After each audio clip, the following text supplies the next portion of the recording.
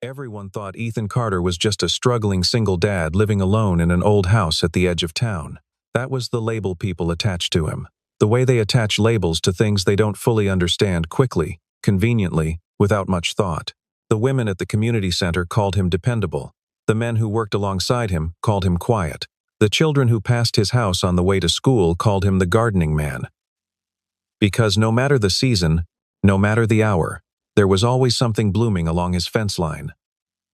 But none of them truly knew him, including Sophia Bennett, the millionaire businesswoman who accidentally met him during a charity fundraiser on a Thursday evening in early October, when the air smelled like wood smoke and the leaves had turned the color of old copper. She had walked into that event, expecting to do what she always did: write a check, shake hands, smile for photographs, and leave feeling like she had contributed something meaningful to the world. She had not expected to find herself standing across a crowded room, unable to stop watching a quiet man in a faded flannel shirt refuse, for the third time in an hour, to accept a single dollar of financial assistance. The fundraiser was held at the Millbrook Community Center, a modest brick building that Ethan himself kept running with patched pipes and repainted walls, and a heating system he had personally rebuilt from parts he sourced online over the course of 2 winters. Sophia had donated enough money to keep the lights on for the next 4 years. She wore a navy dress that cost more than most people's monthly rent, and she moved through the room with the practiced ease of someone who had attended hundreds of events exactly like this one. She was not unkind. She was not arrogant. She simply existed in a different world than most of the people in that room. And everyone present understood that unspoken fact without needing to discuss it.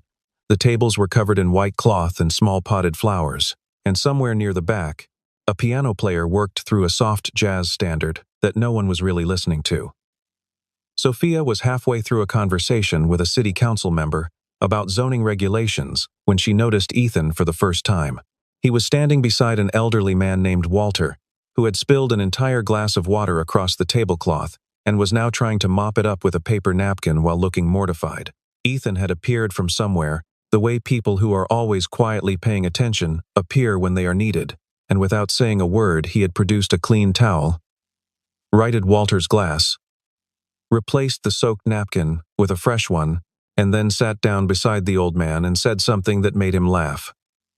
Then he stood, excused himself, and moved back toward the maintenance hallway as if the entire thing had not happened. Sophia watched the whole exchange. Something about it caught in her chest. Later that evening, she learned that a local nonprofit had tried to offer Ethan a housing assistance grant. He had declined it politely, saying there were families who needed it more. A board member of the center had tried to give him a bonus check for the winter repair work he had done. He had redirected it toward the food pantry fund. When the event coordinator offered him a complimentary dinner ticket for the fundraiser gala happening the following month, he had said he appreciated the thought, but that he wouldn't be able to attend. Every act of generosity aimed in his direction seemed to slide off him like rain off a roof. Not out of pride, Sophia thought, but out of something more complicated than that. Something she couldn't name yet. She was used to understanding people quickly. It was a skill she had developed over 15 years of running a philanthropic foundation, of sitting across tables from people who needed things, and people who had things to give, and figuring out how to connect them. She could read a room, read a face, read the particular set of someone's shoulders when they were ashamed or desperate or grateful. But Ethan Carter defied her usual categories. He didn't look ashamed of his circumstances, like a man who had made a decision a long time ago and had never once second-guessed it. On her way out of the event, she passed near the maintenance hallway and overheard 2 volunteers talking in low voices. One of them said, "In the way people say things, they believe to be common knowledge. If you knew the whole story about Ethan, you would never look at him the same way again." The other one nodded slowly. "I know," she said. "I know." Sophia paused for just a moment on the other side of the wall, the words settling into her like a stone dropped into still water, and then she walked out into the cool October night carrying a question she hadn't arrived with. She spent the next several days doing what she always did. When something puzzled her, she gathered information. She asked around, gently, carefully, the way you probe around a sore tooth without quite pressing on it, learning the shape of the absence before you learn the thing itself. What she discovered was surprisingly little. Ethan Carter, 38 years old, had worked at the Millbrook Community Center for 6 years.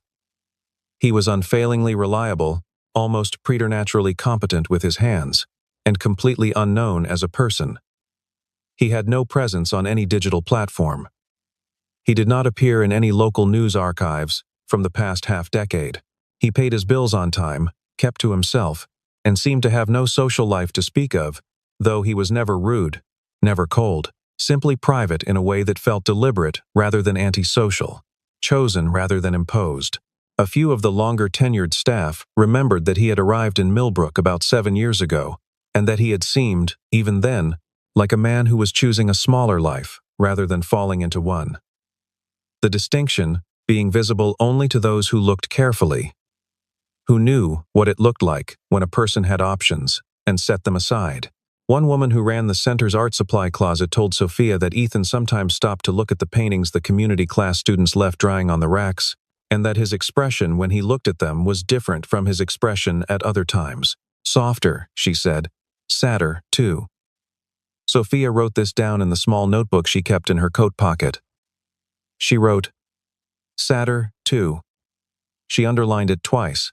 She called him one afternoon and asked if she could stop by.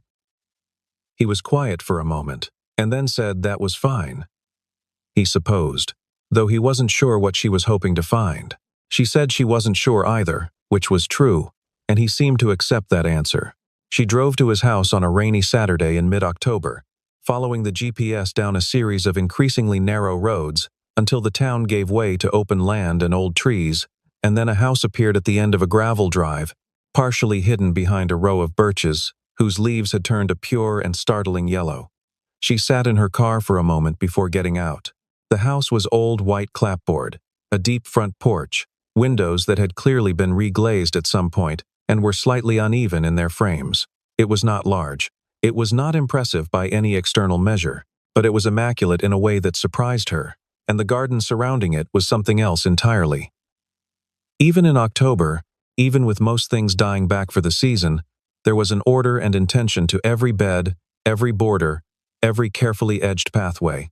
Climbing roses had been trained along the porch railing and tied off for winter. A row of ornamental cabbages ran the length of the front walk in shades of purple and cream. A Japanese maple near the corner of the house had been pruned into a shape that looked almost like a gesture, like an open hand. None of this matched the picture of a struggling man she had unconsciously assembled. She stood on the porch for a moment in the soft rain before knocking, looking out at the garden and feeling the first quiet shift of something she hadn't expected to feel. He answered the door in a work shirt and old jeans, a cup of coffee in his hand, and he looked at her with those eyes she had noticed at the fundraiser gray. Steady and holding something behind them that she still couldn't quite read, he stepped back and let her in without ceremony. The front hallway smelled like old wood and something faintly floral, dried lavender maybe, and the floors were worn but clean, and there was a coat rack by the door, with a single jacket hanging from it, and a pair of boots set neatly beneath. She followed him into the living room, and then she stopped. She stopped because the far wall of the room, a wall that must have been 12 feet wide and 8 feet high, was completely covered in photographs. Not hung casually. Not scattered like a collage. Arranged. Carefully, deliberately, obsessively arranged in a kind of timeline that ran from left to right and floor to ceiling. The older images faded and mounted on cardboard, the newer ones printed on heavier paper, each one separated by just enough space to breathe. There were easily 200 photographs, maybe more. And in nearly all of them, there was a woman, the same woman, dark hair, a wide smile that looked like it had been painted by someone who loved her face, paint-stained hands in many of the photos, a laugh that Sophia could somehow sense even in the still images. She was photographed in studios and fields and city streets and kitchens and galleries, and one particularly beautiful image that appeared to have been taken on a mountain somewhere. The woman turned away from the camera and looking out over an enormous valley, her coat caught sideways in the wind. Sophia stood in front of that wall and felt something in her chest tighten and then release, the way it does when you encounter something true. She hadn't heard Ethan come to stand beside her. Her name was Emma, he said. His voice was quiet. the way it always was, but there was a different quality to it now. Something stripped back. Emma Reyes. Sophia didn't say anything. She looked at a photograph near the center of the wall. Emma, at what appeared to be an outdoor art fair, standing beside a large canvas painting, laughing at something off camera, her arms crossed over her chest and her head tilted back. She looked luminously, completely alive. "How long were you together?" Sophia asked.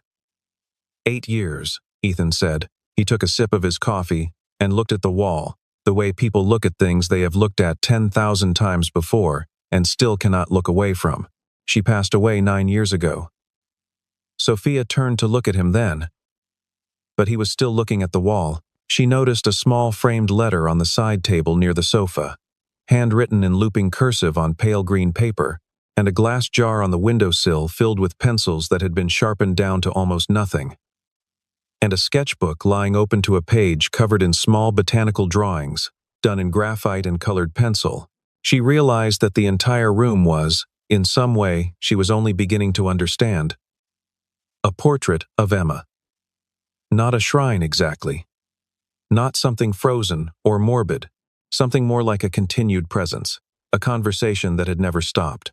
She walked slowly along the length of the wall, looking at the faces, the moments, the years, and somewhere around the third photograph from the right end of the middle row she felt the tears come, not dramatically, not with any particular trigger she could identify, just quietly, the way water rises through stone.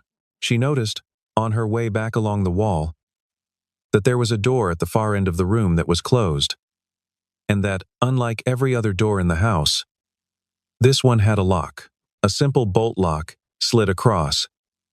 She didn't ask about it, but she noticed it. Ethan watched her notice it, and something in his face shifted, not closed off, exactly, but braced. He excused himself to refill his coffee, and she stood alone in the room for a moment, looking at the closed door, and then back at the wall, and she thought about what the volunteer had said at the fundraiser. If you knew the whole story, you would never look at him the same way again. She was beginning to understand that this was not hyperbole. When Ethan returned, she asked him about Emma.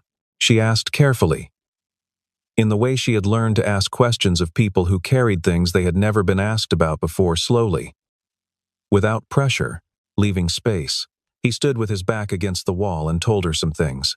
That Emma had been a painter, that she had grown up in Santa Fe and moved to the city in her mid-20s to study at an art institute, and that she had been completely committed to her work in a way that Ethan had loved and admired from the first time he saw it, that she had painted in a style that was hard to categorize, not quite realism, not quite abstraction, something in between, something that made you feel like you were looking at the emotional truth of a place rather than its physical surface, that she had been diagnosed with a rare autoimmune condition in her early 30s that had taken her slowly, over the course of 4 years, until it had taken her entirely. After a long pause, during which neither of them spoke and the rain continued quietly against the windows, Ethan set down his coffee cup and crossed the room and reached out and slid the bolt on the locked door. The door opened onto a small room, not much larger than a generous closet, that had a north-facing window and bare white walls and a wooden floor that was permanently stained in 100 places with oil paint in every color. Along the walls were canvases large and small, stacked and hung, dozens of them, more than Sophia could count at a glance. Rolled tubes of paper leaned against one corner. A wooden flat file cabinet stood against the far wall, its drawers labeled in Emma's handwriting. On a narrow shelf above the window, a row of composition notebooks sat shoulder to shoulder, their spines facing out, each one labeled with a year, and scattered across every surface: the windowsill, the top of the flat file, the edge of a folding table in the corner, were objects that had been arranged with obvious care. A small terracotta pot with a dried wildflower in it, a broken paintbrush whose bristles had been tied back with twine, a folded paper crane, a strip of film negatives curled into a loose coil, a child's compass with a pencil still in it. Sophia stepped into the room and stood very still. The air in there was different from the air in the rest of the house. Older, somehow. More concentrated. She looked at the paintings, those she could see fully, those stacked facing out, and felt the same thing she had felt, looking at the photographs on the wall, only stronger now, more immediate. Emma's paintings were extraordinary. She was not an art critic, but she knew what it felt like to stand in front of something made by a person who was trying to say something true, and that was exactly the feeling she had now, multiplied by the sheer volume of work surrounding her. There were landscapes, there were portraits, there were large, abstract pieces that seemed to hum with internal color. There were small, intimate studies, a hand, a window, a bowl of fruit that were as precise and tender as anything she had seen in a museum. She made all of this, Sophia said. Ethan was standing in the doorway. Most of it in the last 2 years of her life, he said. When she couldn't do much else, she painted. Sophia turned to look at him. He was watching the room with the same steady, contained expression he wore everywhere at the fundraiser. In the living room, on the porch, but his hands, she noticed, were pressed flat against the doorframe, as if he needed the support. She thought she understood then. She thought she had the whole picture. But he said, "That's not the whole story." He told her the rest slowly, standing in the doorway of Emma's room while the rain drummed steadily outside. In the last months of her life, Emma had become frightened of a particular kind of disappearance.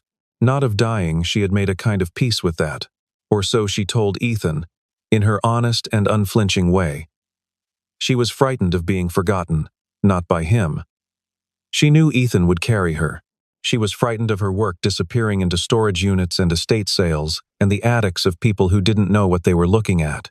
She had spent her whole adult life making things, and the thought that those things might simply cease to exist or worse, drift unmoored through the world without context, without the name and story attached to them, was the thing that kept her awake in the nights when the pain was bad. She talked to Ethan about it. She talked about it in the matter-of-fact way. She talked about most things, not asking him to fix it but simply stating what was true.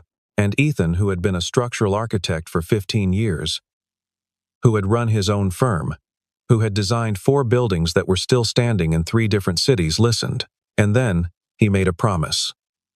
He told her that nothing she had made would be lost.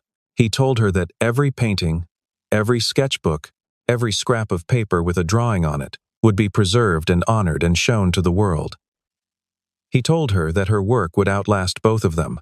She had looked at him with those eyes that were already less present than they used to be, and said, "I know you'll keep it. I just don't want you to keep it alone." He hadn't known what she meant by that, not then. He thought he did. He was wrong.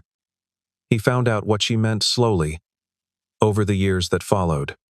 Sophia sat down on the floor of Emma's room. There was nowhere else to sit, and listened. Ethan leaned against the doorframe and talked in a low, even voice. And outside the rain became heavier, and the afternoon light shifted from gray to deep gray, and Sophia stopped thinking about anything except the story she was hearing. Ethan had closed his architecture firm within a year of Emma's death. He had sold most of his assets, the apartment in the city, the car, the investment accounts, and had used the money to do 3 things. He had set up a small trust to preserve Emma's artwork and pay for proper archival storage. He had funded 5 annual scholarships in her name at the Art Institute where she had studied, and he had organized, over the course of 4 years, 7 traveling exhibitions of her paintings that had visited 12 cities and been seen by tens of thousands of people.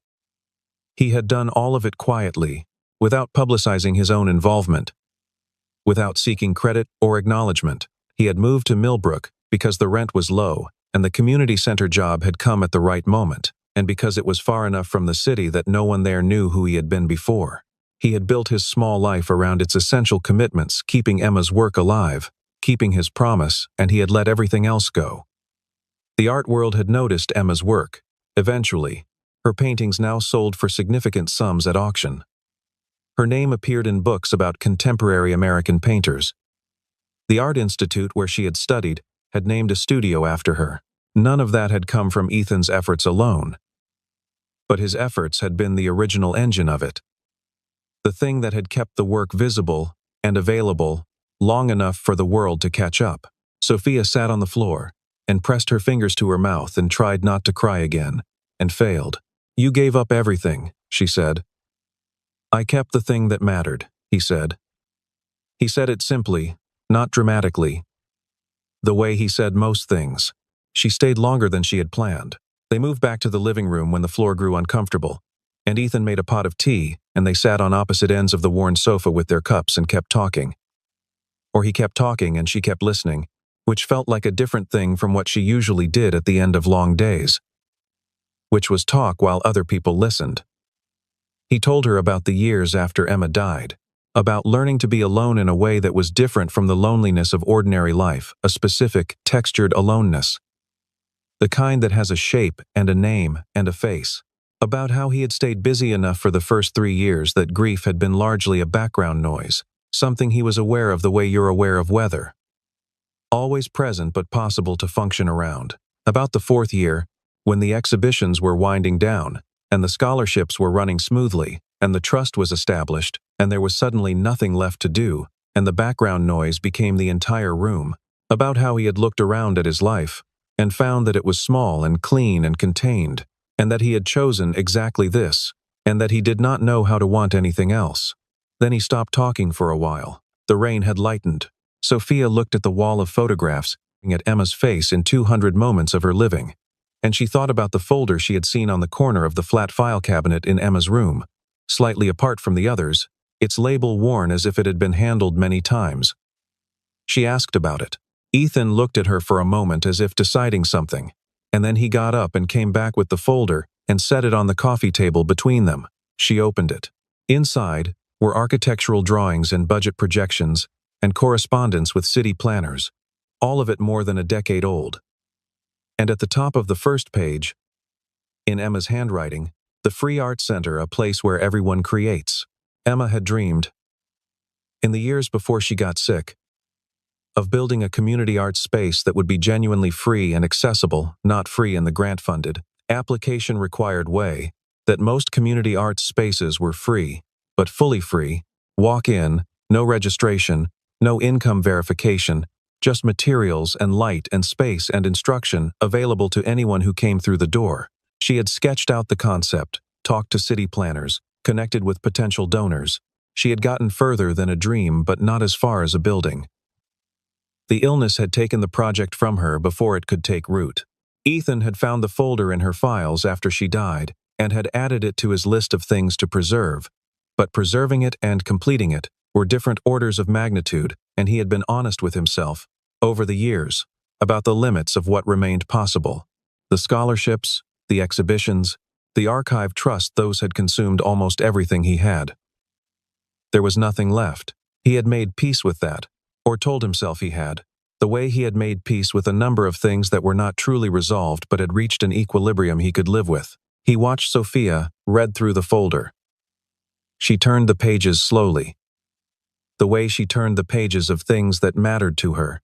When she reached the last page, a hand-sketched floor plan in Emma's distinctive drafting hand, rooms labeled with things like sunlit studio and children's corner, and the hallway of maid things, she looked up at Ethan and said, "How much would it take?" He named a figure that was large but not impossible, not for her. She said, "I want to fund it." He said, "No." She looked at him. He said, "I don't want charity." She said, "I know you don't. This isn't charity. This is a woman's dream that deserves to be real, and you can't finish it alone, and I can help." He said nothing for a long moment. Outside, the last of the rain had stopped, and the evening was coming in through the windows in long horizontal bars of pale gold light. He looked at the photographs on the wall. He looked at Emma's face in 197 moments, and he said, "I would need it to carry her name. Only her name." Sophia said, "Of course." They sat with that for a while. Then Sophia said, "Will you let me see the plans?" And Ethan said, "Yes." What followed was several months of a collaboration that neither of them had planned, and both of them, later, would describe as the most clarifying thing they had ever been part of. Sophia brought the resources and the infrastructure and the connections. Ethan brought the architectural knowledge he had set aside, but never lost. The vision he had been keeping in a worn folder for a decade, and the precise, intimate understanding of what Emma would have wanted. They met twice a week, first in Sophia's office, and then increasingly at Ethan's house, where the plans spread across the dining table and Emma's presence in the photographs on the wall seemed to participate in the conversations in some quiet, non-mystical way simply as a reminder of what they were working toward. Sophia was surprised to discover that Ethan was not the simple man she had initially categorized him as. And then, she was embarrassed by her surprise. And then she got past the embarrassment and simply paid attention. He understood structures and spaces with a depth that went beyond technical knowledge. He understood how rooms felt, how light moved through a building at different hours, how the arrangement of a doorway could make a person feel welcomed or uncertain before they had consciously registered anything. He had opinions about materials and proportions that he defended quietly but firmly. He made her justify her decisions, not aggressively but persistently, and she found that she valued this. She was used to being the smartest person in the room in the way that power makes you the smartest person in the room, and she had learned to be careful about that particular kind of intelligence. Ethan made her earn her conclusions, and she respected that. They found a building, a former warehouse on a half-acre lot, near the edge of Millbrook's small downtown, close to the community center, in a neighborhood that had been consistently underserved by the cultural institutions that did exist in the area. Ethan redesigned the interior from the ground up. Sophia navigated the permits, and the financing, and the contractor relationships. They hired local artists to paint the exterior. They sourced materials thoughtfully, choosing suppliers who aligned with Emma's values, as Ethan understood them. There was a large, high-ceilinged main studio with north-facing skylights, exactly as Emma had sketched. There was a smaller room for printmaking. There was a hallway lined with display boards for showing community members' work. There was a sign-out library of art books. There was a kitchen where participants could gather and eat and talk. There was, in the far corner of the main studio, a dedicated wall where Emma's own paintings would hang on permanent rotation from the Archive Trust, so that the work that had inspired the space would be continuously present in it. The name over the door, in hand-painted letters, on reclaimed wood, read, "The Emma Reyes Art Center, free and open to all." The opening day arrived on a Saturday in March, early enough in the year that there was still a bite in the air but late enough that the light had started to return in earnest, the pale bright light of early spring that makes everything look clean and slightly new, as if the world has been wiped down overnight and set out again more carefully. Sophia had arranged for the opening to be marked quietly, no photographers, no press releases sent to city desk editors, no ribbon to cut, no speeches prepared and read from index cards. Just the doors open and the lights on and the work on the walls and the tables set up with materials and people coming in from the street. They had argued, mildly, about this decision. Sophia had instincts around visibility and public presence that were professional and well-founded, and part of her knew that a launch event, with the right coverage, could establish the center's reputation in a way that would serve it for years. Ethan had listened to her case, and then said, simply, "Emma would have hated a ribbon cutting." Sophia had thought about it for exactly 4 seconds, and said, "You're right." So there was no ribbon. There was a handwritten sign on the door that said, "Open, come in," and a vase of early daffodils on the table just inside the entrance, and the smell of fresh paint just barely fading into the smell of wood and possibility. And the people came in. They came steadily, from the first hour, families and students, and older adults and teenagers who stood in the doorway for a moment before stepping all the way inside, looking around at the high ceilings and the paintings and the open tables full of pencils and watercolors and clay, with the specific expression of people who have been handed something they weren't expecting to be given and are not yet sure it is real. A woman who taught 3rd grade at the elementary school 3 blocks away came in with a small group of students and stood in the middle of the main studio and turned in a slow circle and said, to no one in particular, "This is exactly what we needed." An elderly man named Walter Ethan recognized him from the fundraiser.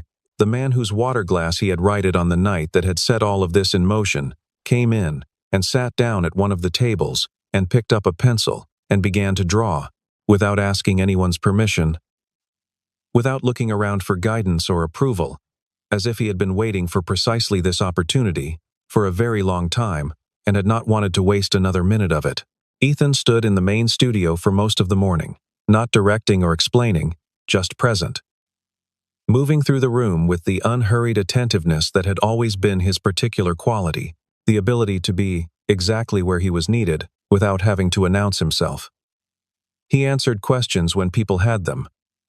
He showed a teenager how the flat file drawers worked, pulling them open one by one, and explaining what kind of paper lived in each one, with the patience of someone who understood that the point of telling someone how a drawer works is not the drawer itself, but the confidence it gives them to use it on their own.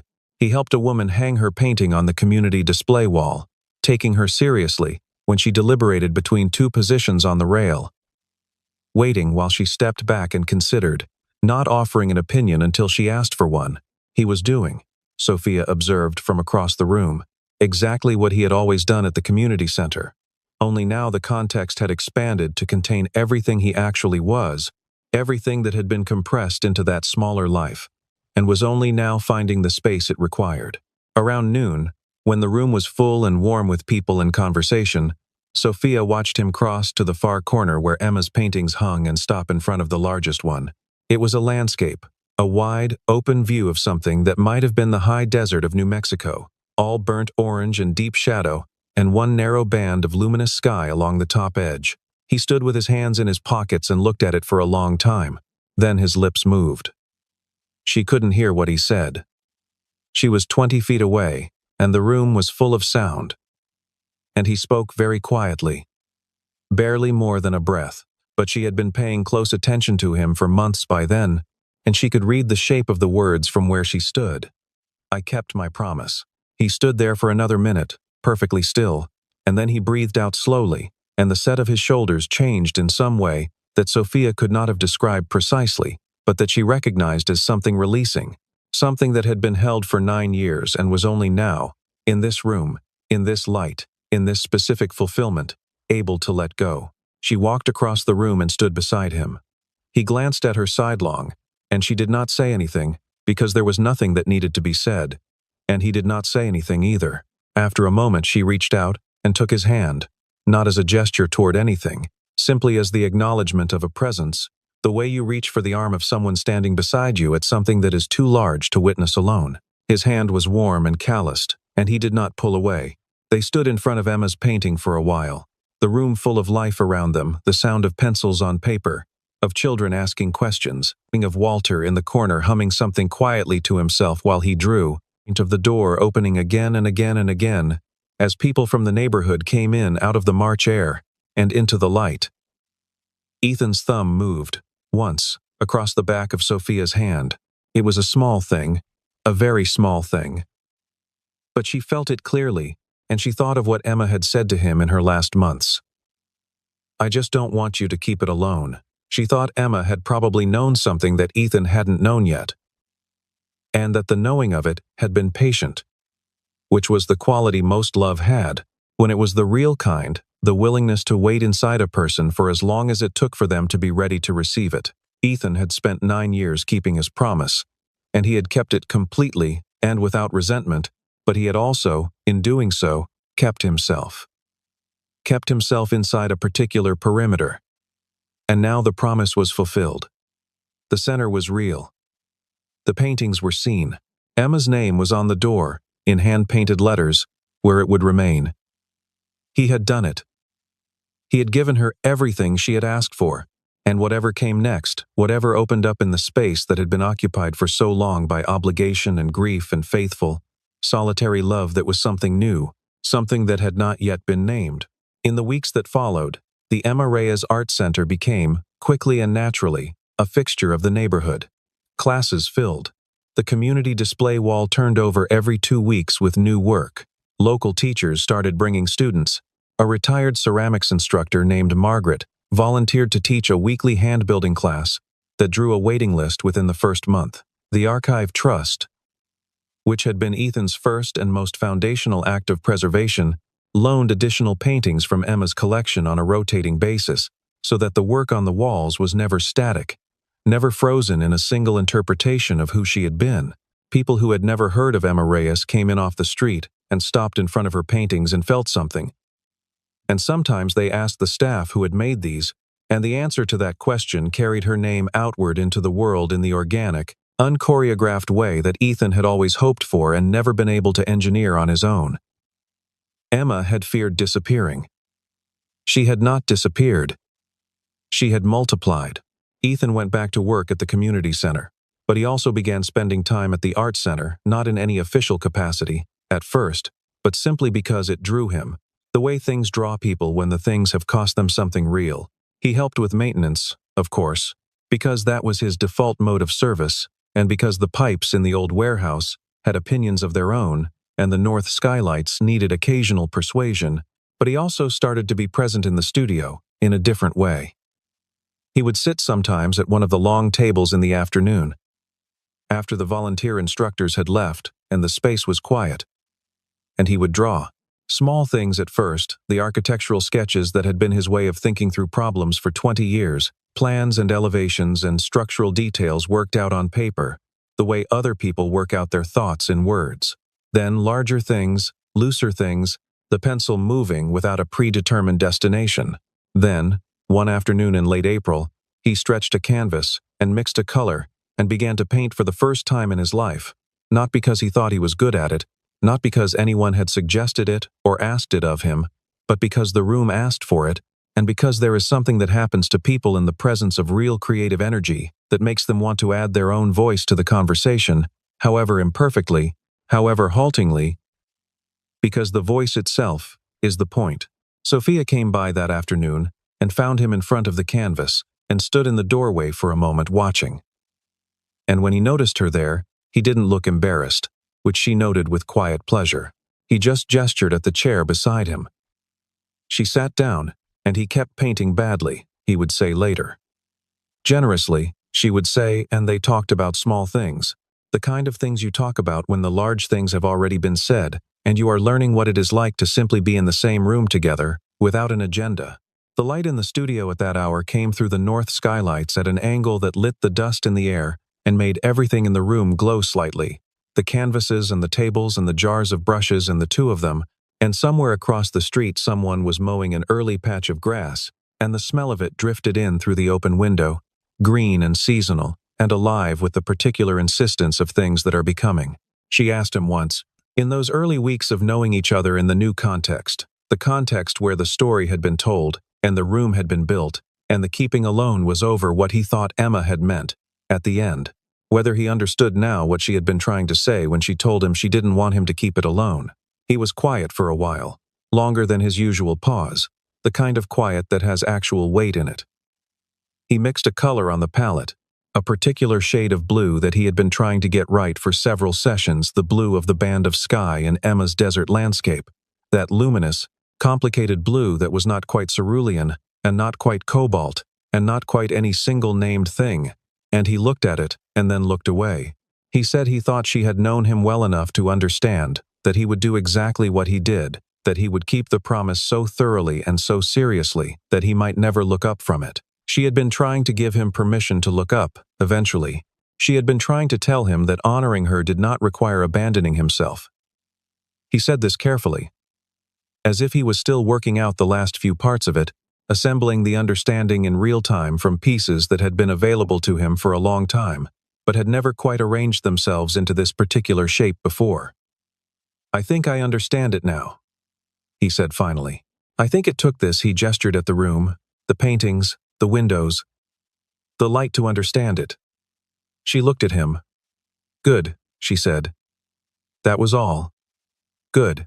The art center's first anniversary was marked with a small celebration, a potluck, at Ethan's suggestion, rather than a gala. People brought food and set it on the long tables in the main studio and ate standing up in front of the paintings. Walter, who had become a regular presence at the Tuesday afternoon open studio sessions, brought a pie he had baked himself and stood next to it with the proprietary air of someone who was proud of a thing he had made. He had also, over the course of the past year, produced a series of pen and ink drawings that now occupied an entire section of the community display wall, careful, observational drawings of ordinary life in Millbrook, the corner store, the library steps, the particular way the morning light came through the windows of the community center where Ethan still worked. They were not the drawings of a trained artist. They were the drawings of a person who had been given a room in which to be curious, and the result of that curiosity was something that made people stop and look. Emma, Sophia thought, would have loved them. At the end of the evening, when most people had gone and Ethan was helping stack the folding chairs, Sophia stood in front of Emma's paintings one more time. The same large desert landscape, the burnt orange and the deep shadow and the narrow luminous sky. She thought about what it cost a person to love something enough to build a life around its absence.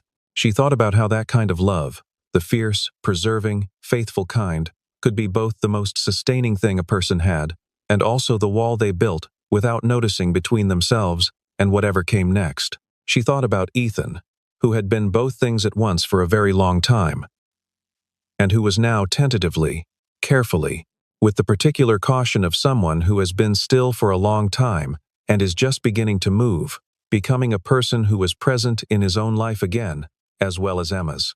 He came to stand beside her. He had his coat on.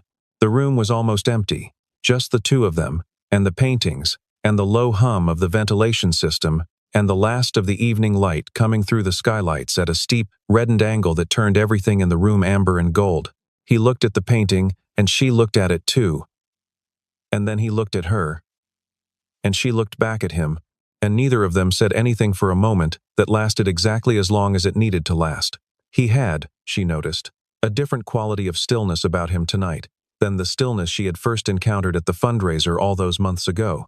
That earlier stillness had been armored, sealed off from the outside, the stillness of a person who has decided to need nothing.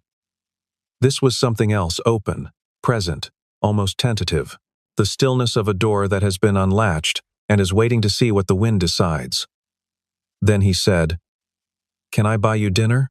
He said it simply, without fanfare, without any of the elaborate preparation she might have expected from a man who had been so careful about everything for so long. She said, "Yes." They turned off the last of the lights and locked the door of the Emma Reyes Art Center behind them, and the bolt of the lock made a small, clean sound in the quiet street. They walked out into the evening, which was warm now in the way. Evenings in early spring can be warm if you're willing to stay in it a little longer than you planned, if you're willing to let the night take its time. The sign above the door caught the street light and held it, the hand-painted letters precise and deliberate and unhurried. The name on it did not change. The name on it would not change, but the story inside it had found a way to keep going, which was, when you thought about it, the only thing a story ever truly needs not to end, but to continue, in new mouths, new hands, new rooms still being built. Sometimes the thing that makes a person weep when they walk into a house is not the poverty they expected to find there. It is not the loneliness they brace themselves to witness, not the evidence of hardship that had drawn their curiosity like a question mark hanging in the air. It is the discovery that a person has spent years building a monument to something lost quietly, without recognition, without complaint, without an audience, without ever being asked to, and that the monument is not made of marble or money or any of the materials that the world usually agrees to value.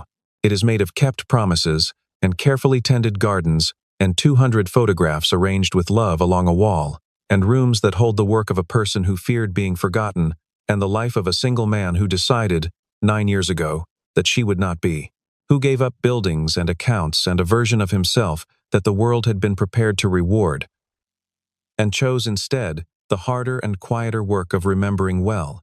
That is what Sophia Bennett found in Ethan Carter's house on a rainy afternoon in October. Not poverty, not loneliness, not the sad story she had half expected to discover and fold neatly into her understanding of who he was. She found a great love that had never stopped. She found a man who had been faithful to something beyond the ordinary reach of faithfulness, and she found, in the corner of a locked room, a folder with a dream in it that still had the shape of something possible. That is why she wept, and why, when she walked back out into the world afterward, she carried something new with her, something that did not have a name yet, but that moved in her like a beginning.